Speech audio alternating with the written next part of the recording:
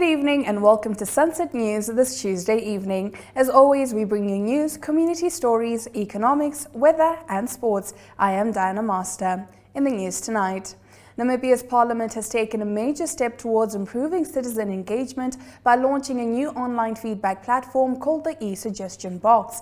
Speaker of Parliament Zacchaeus Kadikwa made the announcement today, emphasizing the importance of fostering greater communication between lawmakers and the public. The platform, accessible through the Parliament's official website, allows citizens to easily submit feedback and suggestions for the National Assembly and National Council. A video tutorial presented by Kadikwa demonstrates how to navigate and use the platform, ensuring accessibility for all citizens. The development is a continuation of the country's e-Parliament strategy launched in December of 2022. At the time, National Assembly President Professor Peter Kashavivi described the strategy as part of a broader political reform agenda aimed at enhancing parliamentary processes and adapting to the challenges posed by the COVID-19 pandemic. The initiative seeks to modernize parliamentary functions, streamline operations, and increase engagement with stakeholders. Kadikwa noted that the current leadership has refined the policy to incorporate lessons learned over the past 2 years, ensuring Parliament can carry out its core functions more efficiently and effectively. By integrating digital tools, Parliament aims to create a transparent environment where citizens can directly voice their opinions and contribute to national decision-making. Parliament's leadership hopes the new tool will encourage more citizens, especially younger generations, to take part in shaping the country's legislative landscape. In our next story, in a media update today in Windhoek, Sean Gariseb, spokesperson for Windhoek ratepayers, announced that he has written a letter to the Ombudsman requesting clarity on the controversial parking meter regulations in the Central Business District, CBD. The key concerns raised include the selective implementation of the parking meters only in the CBD, the tendering process for the key plot investment, and the methodology used to determine parking rates. Gariseb also revealed that the ongoing court case between the City of Windhoek and Windhoek ratepayers is set to take place on February 6, 2025 at 3 p.m. in the Windhoek High Court. Let's take a look at these next two videos, courtesy of Aurelia Africana. To say that this system that City of Windhoek brought in has affected them adversely because they are not making the little points that they were making. So equally so, we have already been asking City of Windhoek that how is it that this system was determined? So we wrote to the Ombudsman to ask the Ombudsman that why is this what is this thing called KPI, this key plot investment, why is it only deployed in CBD areas? Why is it not deployed in Kommersdal? Why is it not deployed in Ochomise? Why is it not deployed at Katutura Customer Care Center where the City of Windhoek, in front that parking lot you don't pay, Katutura Shoprite you don't pay. So we want to know why is it that in certain areas of Windhoek you are paying and in other areas you are not paying? What kind of discrimination is that? We further want to know that was this tender advertised when these people were contracted? Also, what was the notice award issued? Was the notice award issued, and what methods of pricing in practice was used to determine the various rates? These are the questions that we asked them, and the last question was whether or not the rates of private parking were considered in determining various rates. So we have asked the Ombudsman because the Ombudsman is the one who's responsible. His mandate involves making sure that things are in order at local authority. Our court case with the City of Windhoek, not our court case, the court case where City of Windhoek has taken us to court. That is a matter which is of the utmost importance to the residents and the ratepayers of Windhoek. That matter is on the 6th of February. The next court date is on the 6th of February. It is at 3 o'clock at the High Court. We are going to make communications. We are even going to avail transport so that we can go to that status hearing on the 6th of February this year. That will be a status hearing where we are going to have every court hearing that is going to be there where City of Windhoek is fighting us. We are going to notify the residents and we'll make transport available so that we can go to court and so that we can keep up with this matter. That is pertaining to the court case. Now there is also a matter where we have made criminal charges against the heads of City of Windhoek. we have made criminal charges against the heads of City of Namibia, obviously pertaining to the billing system. We all know about that defective billing system. Just also an update on that billing system. What happened was that there was a what do you call these things? Auditing firm, Deloitte auditing firm was appointed, and they are busy. They are busy auditing those accounts. But the problems that the auditing firm, or that the problems that we are getting from our inside intelligence is that certain documents are availed, and certain, like you see, initially we were saying. In our next story, a 60-year-old Namibian woman was arrested on Monday, January 13th at the Ariamsvlei border post after border officials discovered 6 parcels of suspected crystal methamphetamine in her possession. The total weight of the drugs seized was 2,635 grams, with a street value estimated at 1.3 million Namibian dollars. The woman, who was entering Namibia from South Africa at around 10 p.m., raised the suspicions of border officials due to her unusual behavior. Upon further inspection, 2 parcels containing a clear unknown substance suspected to be crystal meth were discovered. This prompted the authorities to call in the Drug Law Enforcement Unit. With the assistance of a female NAMRA agency official, a more thorough search was conducted. In total, 6 parcels of suspected crystal meth were uncovered, concealed both on her body and within her luggage. The woman was promptly arrested and charged under Namibian law for contravening Act 41 of 1971, Section 2C, which covers the illegal dealing in prohibited dangerous substances. Now, Christine Shilima, the Regional Director of Education for the Kavango East region, is sounding the alarm over delays in land allocation, which are obstructing efforts to build much-needed schools in Rundu. The region is facing severe overcrowding at schools such as Ruben Makaranga, Sauyemwa, and Dama Junior Primary School, with 2 key properties in Satotwa and south of Ngowe Junior Primary School still awaiting approval. Shilima expressed frustration, saying the management is ready and principals have already been appointed, but without land allocation, we cannot move forward. My hands are tied.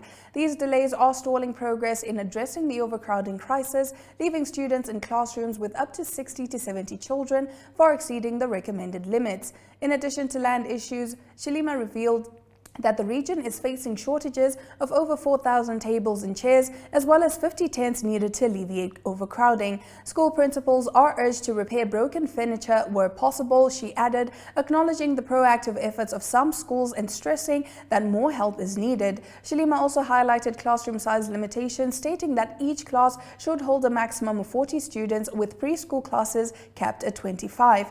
However, current conditions at several schools push these limits, further exacerbating the issue. She disclosed that the request for 50 tents for schools such as Ndama JP, Ruben Makaranga, and Sauyemwa is still pending. With a projected 3-year timeline or potentially longer to resolve the shortage, Shilima urges the local authorities to expedite land allocation and funding for necessary infrastructure to ensure a better educational environment for Rundu students.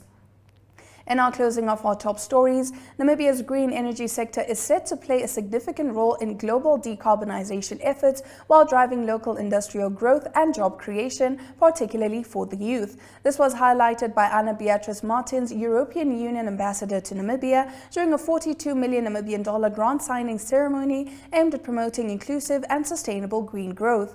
Martins emphasized the transformative potential of Namibia's green industrialization strategy, calling it a key contributor to the reduction of greenhouse gases in industries like steel and shipping. The EU's partnership with Namibia focuses on advancing civil society's engagement in the country's green energy and extractive industries while ensuring their economic, environmental, and social sustainability. 3 projects under the bilateral program with Namibia will be supported by new partners, including Integrated Rural Development and Nature Conservation (IRDNC), Namibia Development Trust (NDT), Namibia Nature Foundation (NNF), and the Deutsche Welle. The initiatives will foster community involvement, particularly for women and youth, in green energy projects. We will support the training of journalists to research their research capabilities, contributing to a robust media landscape, Martins noted. She also highlighted Namibia's potential as a global example of resource-driven sustainable development and mentioned ongoing discussions around Namibia's possible accession to the Extractive Industries Transparency Initiative (EITI) framework to promote accountability and good governance governance in extractive industries. Executive Director of the National Planning Commission, Michael Humavindu, underscored the importance of information dissemination for informed community decision-making. That brings us to the end of our top stories. After the break, we take a look at our Community Talk segment.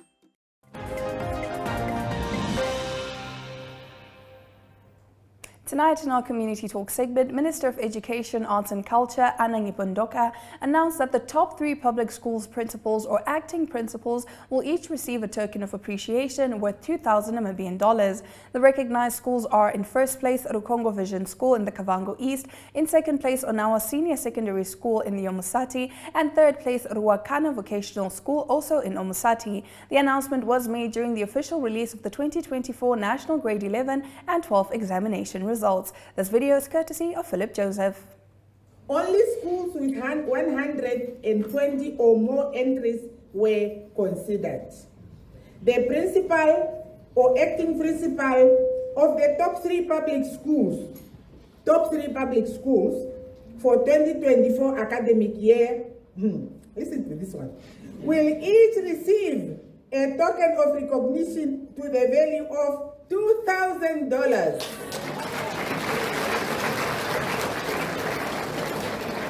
The following are the schools, and I believe from the list already you will see which are the 3 principals to get 2,000 each.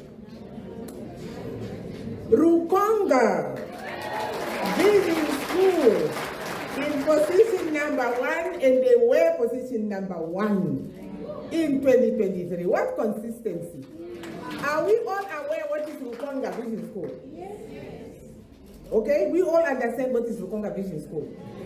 The Rukonga Vision School is an initiative of our government to open vision schools across the country, which Rukonga was the first. Now, Rukonga admits children pulled from all the regions across the country, the process which is facilitated by the regional offices to identify children from disadvantaged backgrounds, orphans, whatever disadvantage is it. We admit them to Rukonga, we give them everything. School uniforms, stationaries, transport, everything at all. These children and they are identified on the basis now of they are high performers, and secondly, the main thing is they should be from backgrounds, disadvantaged backgrounds. And we are really, really happy that this initiative is working, and we want to encourage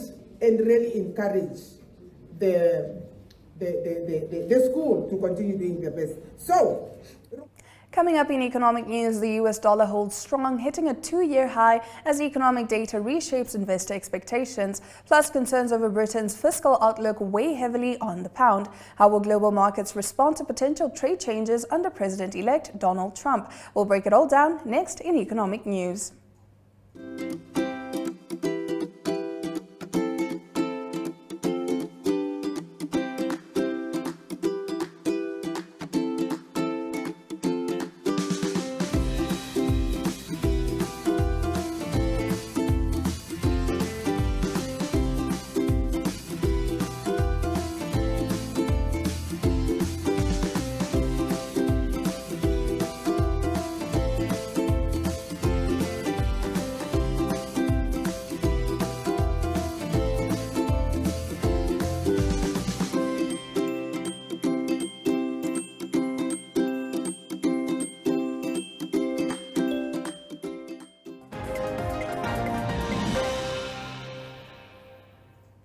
In economic news tonight, the US dollar remained near its highest point in over 2 years on Tuesday as strong economic data and reduced expectations for rate cuts in 2025 supported the currency. Investor concerns over Britain's fiscal health kept pressure on struggling pound, while global markets brace for potential trade policy shifts under President-elect Donald Trump. Analysts predict Trump's growth-driven policies could fuel price pressures, with the tariffs looming as a significant concern. Prashant Nunaha, a senior strategist at TD Securities, noted the market is preparing for a gradual tariff increase, which could drive Treasury yields and the dollar lower if trade headlines persist through the upcoming inauguration. After Monday's dip to 1.0177, the euro hovered near its 2-year low, trading at 1.02545. Meanwhile, Treasury yields touched a 14-month high before stabilizing at 4.76%.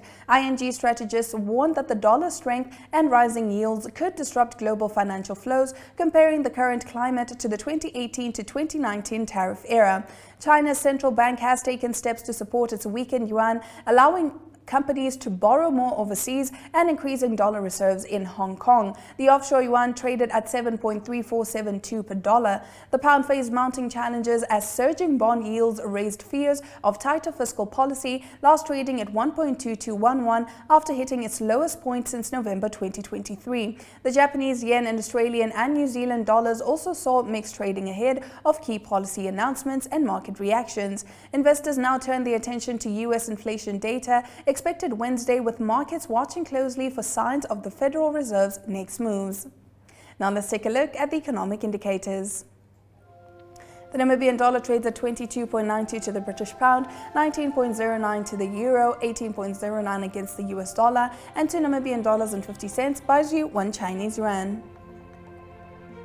All commodities are down save for copper, which took an upturn of 0.99%, now trading at $4.31 per pound. Ahead in international news, tragedy strikes in South Africa as over 100 illegal miners are feared dead after being trapped for months underground. Plus, new revelations from a US report accuse former President Donald Trump of a bold attempt to cling to power after his 2020 election defeat. And in the Middle East, negotiators in Doha edge closer to a crucial ceasefire agreement that could finally end the devastating war in Gaza. Stay with Sunset News.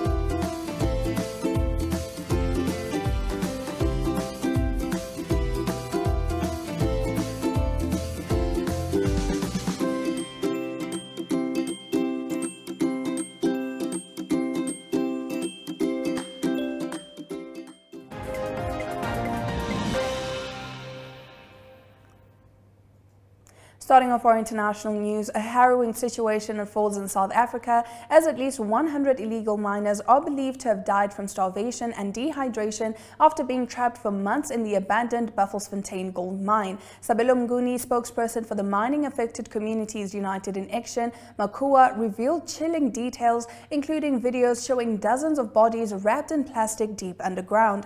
Authorities have been locked in a standoff with miners since November, attempting to seal the mine near Stilfontein while facing resistance from miners who feared arrest. Police reportedly removed climbing ropes and cut off food supplies in an effort to force the miners out. Despite a court order in December demanding police allow essential supplies into the mine, conditions for those trapped deteriorated rapidly. Efforts to recover bodies and rescue survivors continue, with 18 bodies and 26 survivors brought to the surface since Friday. Mnguni claims over 500 miners remain scattered in different areas of the vast 2.5-kilometer deep mine, with the death toll likely much higher. A grim cell phone video from within the mine reveals desperate pleas for help. People are dying because of hunger, a man can be heard saying while filming emaciated miners in dark tunnels. Authorities plan further rescue efforts as delegations from the Ministries of Police and Mineral Resources visit the site. South African officials have long grappled with illegal mining operations by Zamazamas, a Zulu word meaning hustlers often linked to criminal gangs.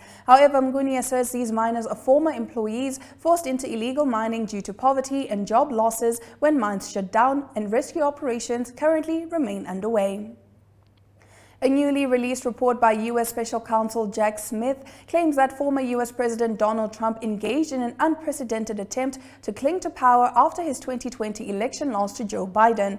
The report details Trump's alleged criminal efforts to obstruct the certification of the election results, including a 4-count indictment brought against him for conspiracy and obstruction. Smith asserts the evidence would have supported a conviction, but stated Trump's victory in the recent election made prosecution impossible. Despite dropping the case last year due to a Department of Justice policy against prosecuting sitting presidents, Smith defended the investigation against accusations from Trump, who has repeatedly claimed it was politically motivated. In response to the report, Trump called Smith a lame-brained prosecutor on his Truth Social platform, maintaining his innocence and condemning the legal proceedings as politically driven. The report revealed that prosecutors considered charging Trump under the Insurrection Act for inciting the January 6th Capitol attack, but ultimately decided against it due to legal risks and insufficient evidence that Trump intended the full extent of the violence. While some co-conspirators were under investigation, no final conclusions were made on further charges.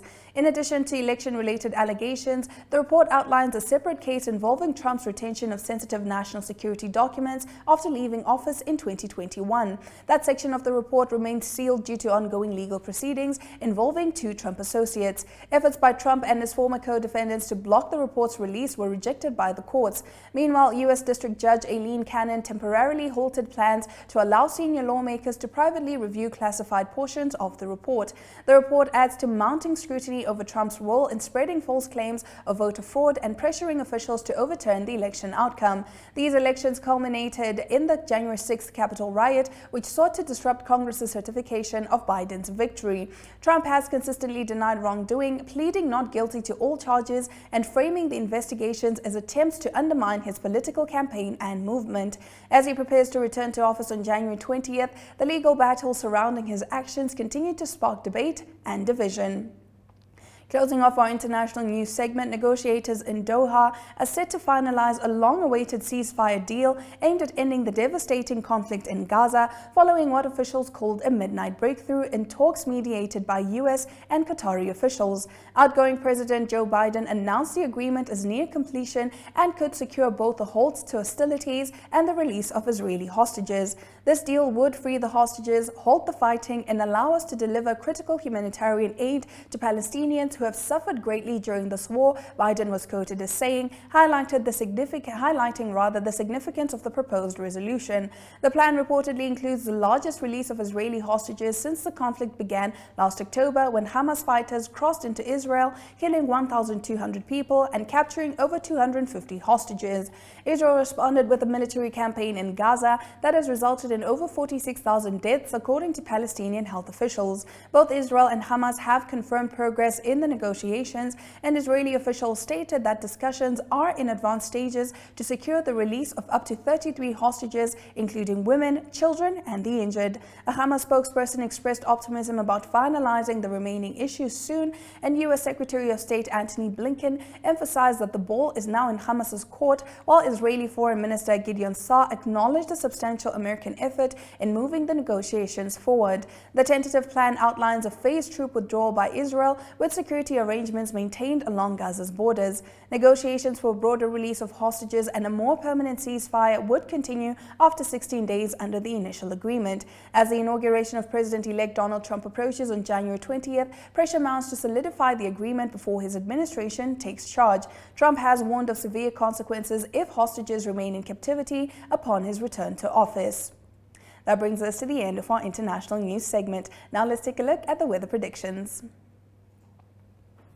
In Henties Bay, maximum temperatures of 19 degrees are expected and minimum temperatures of 16 degrees are expected. In Ariamsvlei, it's bright and sunny. Maximum temperatures expected to hit 29 degrees Celsius and minimum temperatures expected to hit 15 degrees Celsius. Taking a look at Katiba Mulilo, some showers are expected over that side. Maximum temperatures will be around 30 degrees Celsius and minimum temperatures will be around 21 degrees Celsius. In Windhoek, bright and sunny skies are expected. Minimum temperatures are expected to be around 17 degrees Celsius and maximum temperatures are expected to be around 30 degrees Celsius. Now let's take a look at the news headlining the world of sport. 12 professional sports teams from Los Angeles announced a joint $8 million donation on Monday to support victims of the devastating wildfires and aid firefighting efforts across the region. The teams, Angel City FC, the Angels, Chargers, Clippers, Dodgers, Ducks, Galaxy, Kings, LAFC, Lakers, Rams, and Sparks, pledged their support to organizations including the American Red Cross and the Los Angeles Fire Department Foundation.